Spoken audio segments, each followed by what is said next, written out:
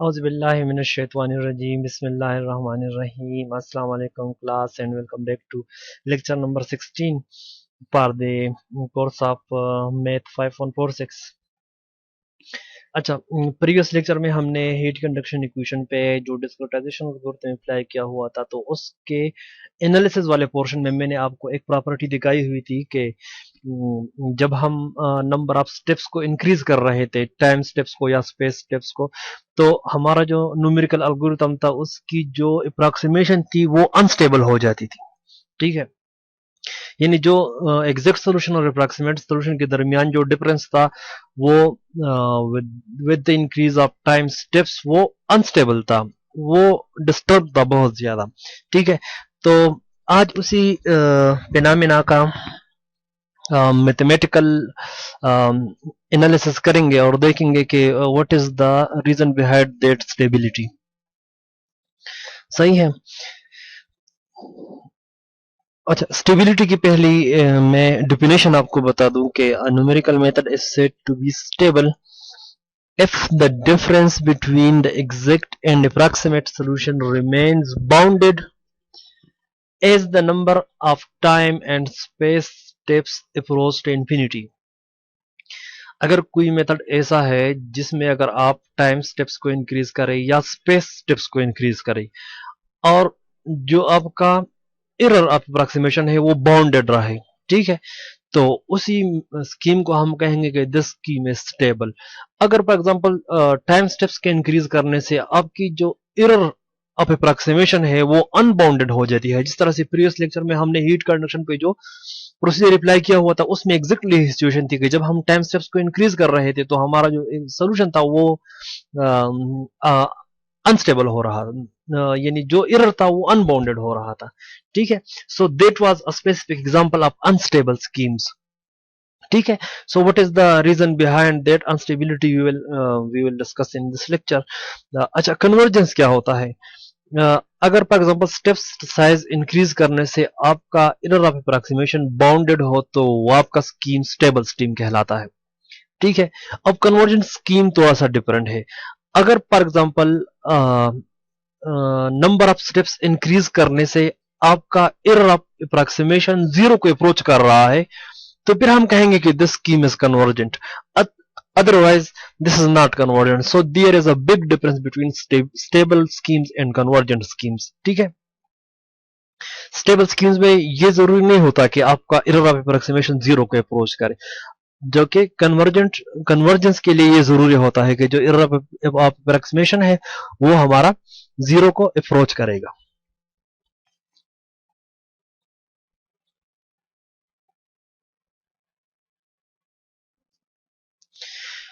अच्छा, स्टेबिलिटी की चेकिंग के लिए जो मशहूर तरीक़ाकार है वॉन न्यूमैन स्टेबिलिटी एनालिसिस, वो फोरियर सीरीज के कुछ कॉन्सेप्ट्स यूज करते हुए हम डिसाइड कर सकते हैं कि जो न्यूमेरिकल स्कीम हमारा बन रहा है वो कब स्टेबल होगा और under what condition it is unstable.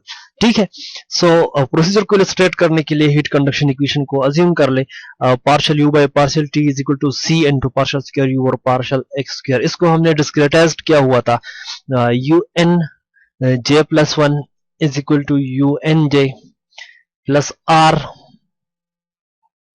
Multiplied by u n plus one J minus to you N J plus U N minus one J. ठीक है, असल में इसी यानी सीक्वेंस है एक तरह सा ही, इसी सीक्वेंस की कन्वर्जेंस की बात होगी। ठीक है, कि ये सीक्वेंस कब कन्वर्जेंट होगा। ठीक है, अच्छा, आर की वैल्यू जो डिपेंड है वो है C multiplied by delta T divide by X delta X square.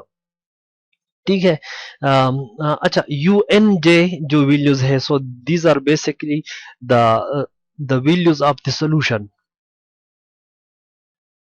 ठीक है, the approximated values of the solution. अब अगर फॉर एग्जांपल एग्जैक्ट जो सॉल्यूशन है अगर उसको मैं रिप्रेजेंट कर रहा हूं capital U at N J which is the value of the exact solution at the node which have the coordinate in N comma J. ठीक है, अगर कैपिटल यू से मैं एग्जैक्ट सॉल्यूशन को रिप्रेजेंट कर रहा हूं और स्मॉल यू से मैं इसी सीक्वेंस से बनने वाले अप्रॉक्सीमेट सॉल्यूशन को रिप्रेजेंट कर रहा हूं, तो जो एरर ऑफ अप्रॉक्सीमेशन होगा एम जे नोड पे वो इस तरह होगा।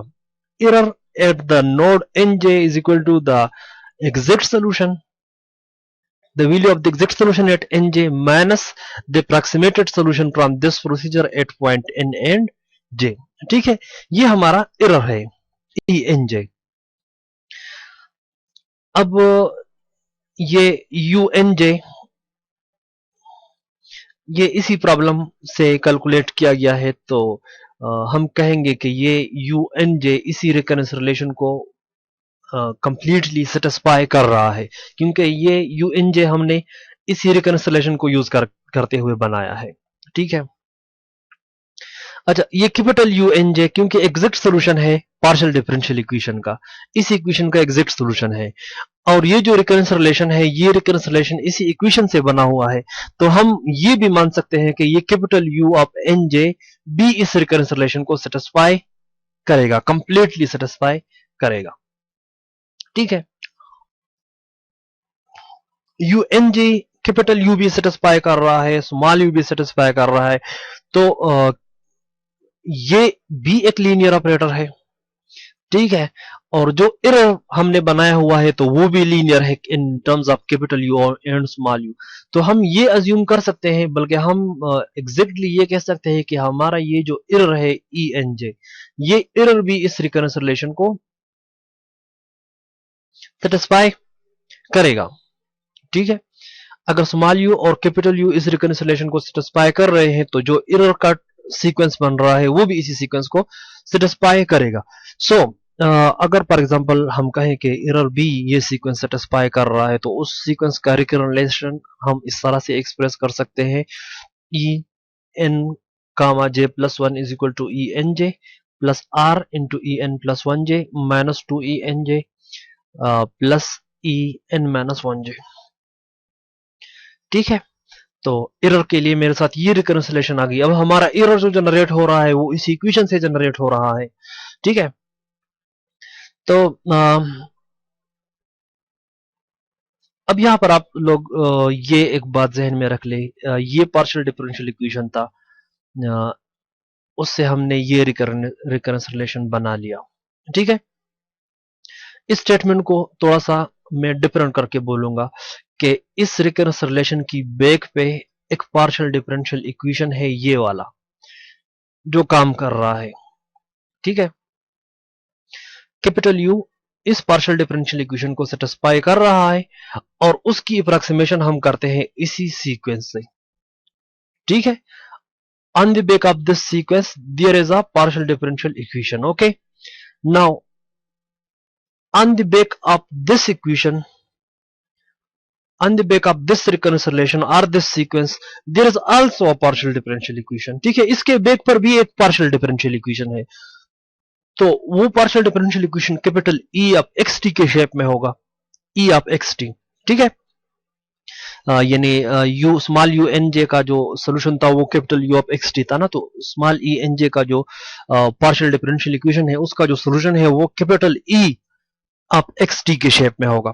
ठीक है, अच्छा उस पार्शियल डिफरेंशियल इक्वेशन के सोल्यूशन को जो इसके बैक पर जो पार्शियल डिफरेंशियल इक्वेशन है, इसके बैक पर जो पार्शियल डिफरेंशियल इक्वेशन है उसके सोल्यूशन को अगर मैं फोरियर सीरीज से अप्रॉक्सीमेट कर लूं, E of xt is equal to summation m is equal to minus m up to m is equal to m em of t, this is the amplitude multiplied by e raised to the power iota km into x।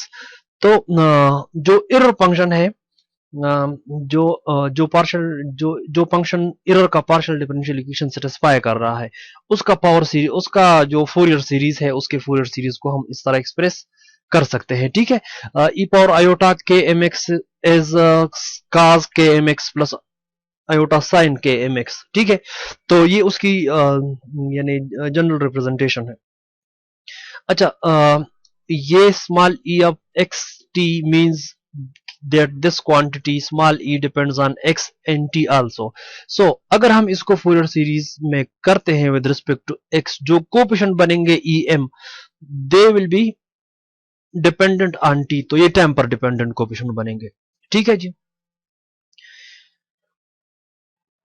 अच्छा अब ये जो recurrence relation है, तो इस recurrence relation से हमें ये पता चलता है कि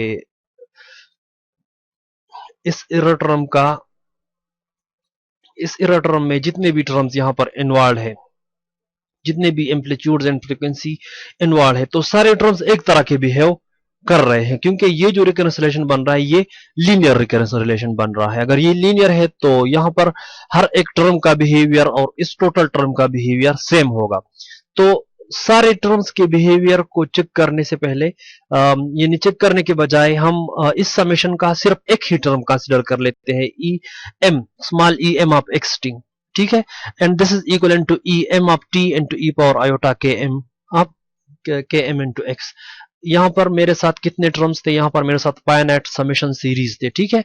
तो क्योंकि ये फाइनाइट है और इसके बैक पे जो रिकंसिलिएशन है वो लीनियर बन रहा है, तो ये टर्म्स इनका समेशन जिस तरह बिहेव करेगा तो सारे इसके जो इंडिपेंडेंट टर्म्स है वो भी एक तरह के बिहेव करेंगे, ठीक है। So small e M of x t, उसी समेशन का मैंने एक टर्म अज्यूम कर लिया, इस इसी टर्म का जो भी बिहेवियर होगा वो बिहेवियर इस सारे समेशन का भी होगा, ठीक है। So E M of x T is equal to capital E M of T into E power iota के एम इंटू एक्स, ठीक है। अच्छा, अब जो डिस्क्रीट रिप्रेजेंटेशन है उसकी, तो epsilon e of n j is equal to e of m t into E power iota के एम मल्टीप्लाइड बाय एक्स, ठीक है। टी और एक्स पे जो एरर की वैल्यू है उसको हम रिप्रेजेंट कर रहे हैं ई एन जे से, ठीक है। अगर ये वैल्यू ई एन जे की वैल्यू है ये, तो ई एन जे प्लस वन की वैल्यू क्या होगी, e m at T plus delta t. Next जो टाइम नोड होगा उस पर जो इस सिग्नल की जो वैल्यू होगी वो वैल्यू होगी, ठीक है। So this is the value at stage J. So at stage J plus one जो हमारे साथ वैल्यू होगी वो टी में हमने डेल्टा टी ऐड करना है, ठीक है। अच्छा, E N plus one comma J की जो वैल्यू होगी वो E power M T E power iota के M multiplied by X plus delta X, ठीक है। एक unit in the direction of space हम आगे जा रहे हैं, एन है यहाँ पर एन प्लस वन है, तो एक्स के साथ एक डेल्टा एक्स ऐड होगा उधर, ठीक है। एन माइनस वन में बेसिकली हमने X minus delta X substitute कर देना है, ठीक है। So F E N J represent the value of this quantity, then all these parameters can be calculated as follows, ठीक है। अब ये सारे क्वांटिटीज आप अगर देखें तो हमें ई एन जे के बारे में ये पता है कि ये ई एन जे हमारा ये रिकरेंस रिलेशन सेटिस्फाई कर रहा है, ठीक है, जो पार्शियल डिफरेंशियल इक्वेशन से बना हुआ है। अच्छा, इन सारी वैल्यूज को आप इधर सब्स्टिट्यूट कर दें, ठीक है।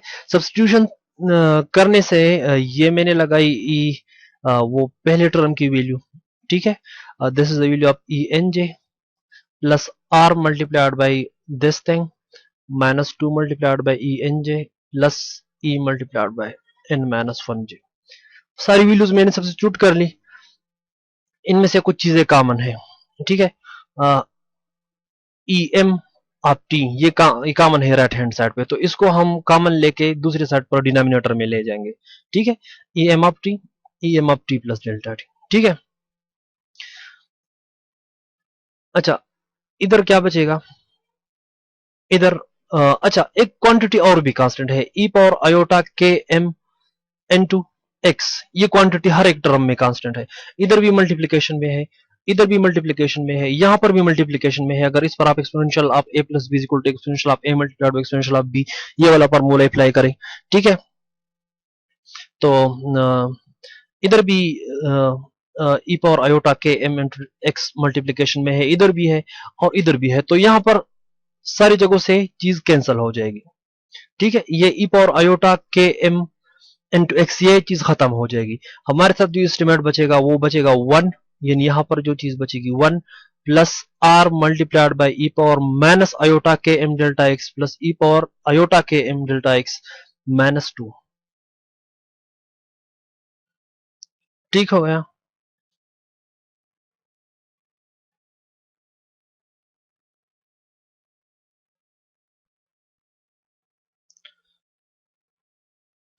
तो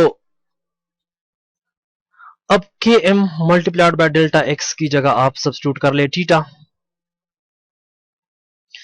और ये जो आइडेंटिटीज है कि sine of theta divide by two equivalent होता है ई power iota theta divide by two minus E power minus iota theta divide by two iota. ठीक है, इसका अगर हम स्क्वायर लेंगे तो साइन स्क्वायर थीटा, तो इसका भी A square plus B square plus two A B minus two A B वो चला बनेगा, और यहाँ पे बनेगा यानी टू आयोटा का स्क्वायर। ठीक है, तो iota square is equal to minus one four, तो ये चीज इधर आ जाएगी। ठीक है, sine square theta divide by two की वैल्यू आ गई है ई power iota theta minus E power minus iota theta minus two divide by four. ठीक है, यहां पर भी हमारे साथ इस तरह की सिचुएशन है, ई power iota theta plus E power plus iota theta minus two. ठीक है, डिवाइड बाय फोर नहीं है तो फोर दूसरी साइड पर चला जाएगा, और जो हमारा एस्टिमेट है E M of T plus delta T divide by E M of T is equal to one minus four R sine square theta theta X divide by two. ठीक है, ये एस्टिमेट हमें आसानी से मिल जाएगा। अब ये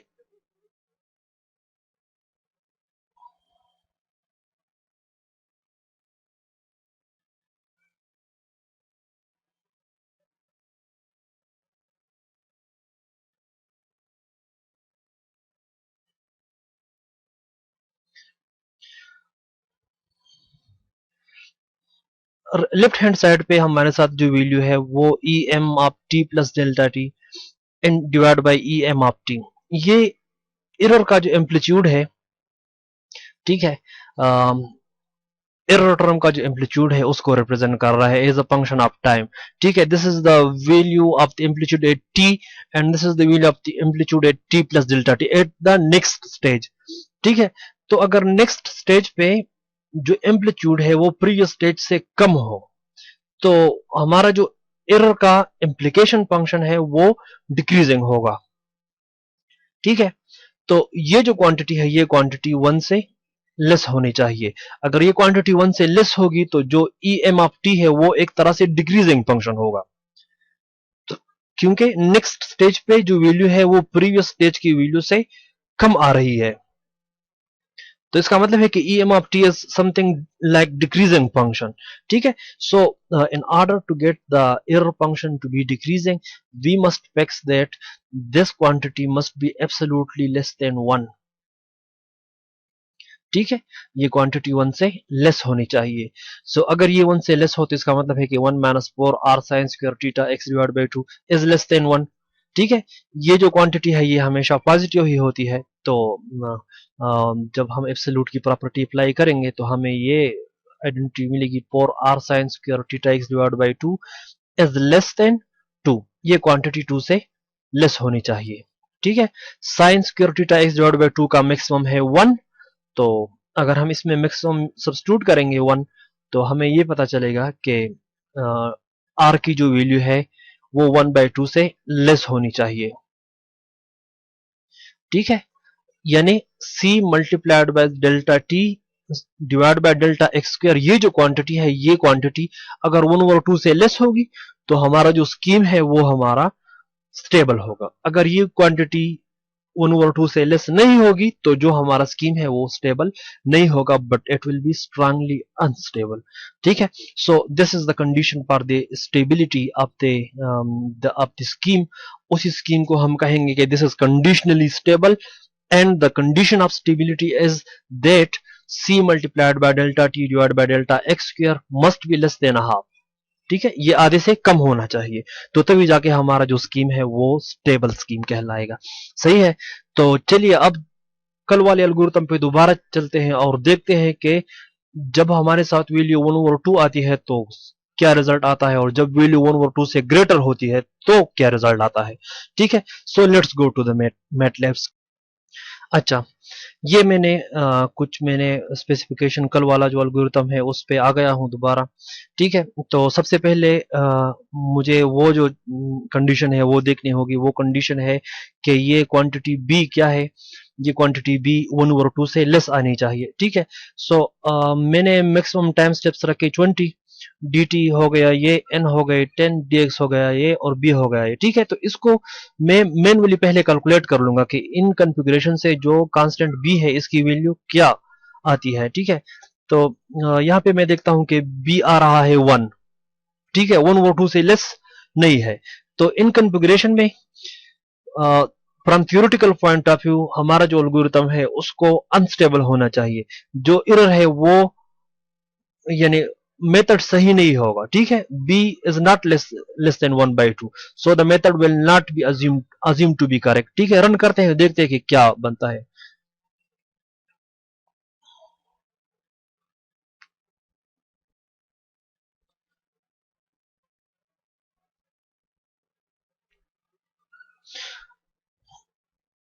देख रहे हैं आप, जो एरर था, जो जो एग्जैक्ट सोल्यूशन है और जो अप्रॉक्सीमेट सोल्यूशन है उसमें बहुत ज्यादा डिफरेंस है। हमारा जो एरर है वो अनबाउंडेड हो रहा है।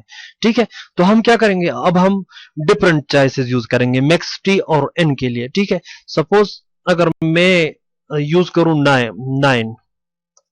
ठीक है, तो फिर देखते हैं कि बी की वैल्यू क्या आती है 9 के लिए।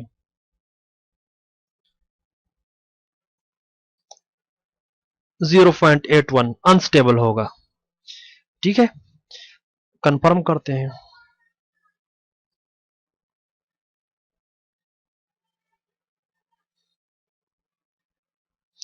It is unstable. ठीक है, n इज इक्वल टू 8, यानी स्पेस के जो स्टेप्स है मैं वो डिक्रीज कर रहा हूं। b है 0.64, which is not which is not less than 1/2। ठीक है, n इज इक्वल टू 8 पर b अनस्टेबल होना चाहिए।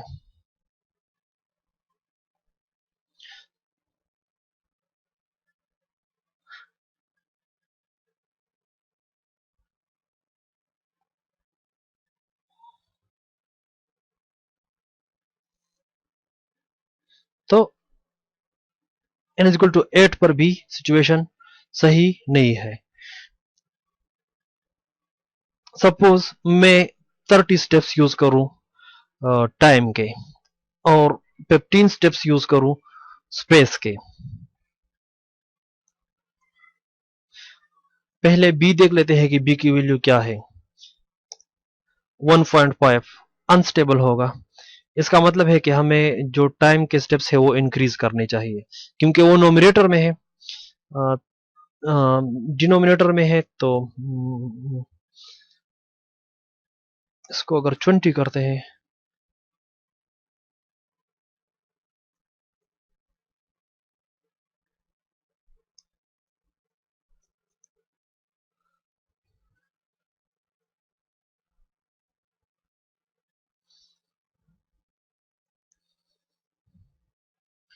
इसको 40 कर देते हैं।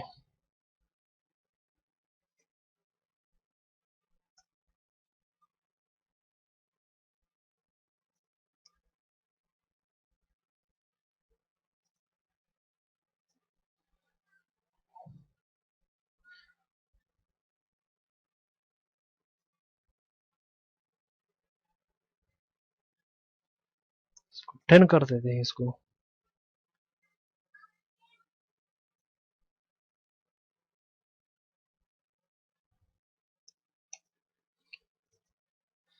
Zero point five.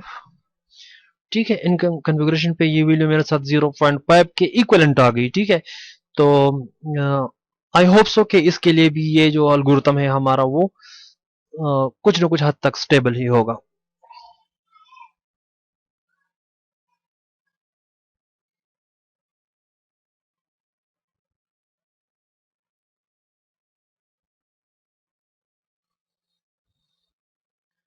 क्लियर हो गई बात।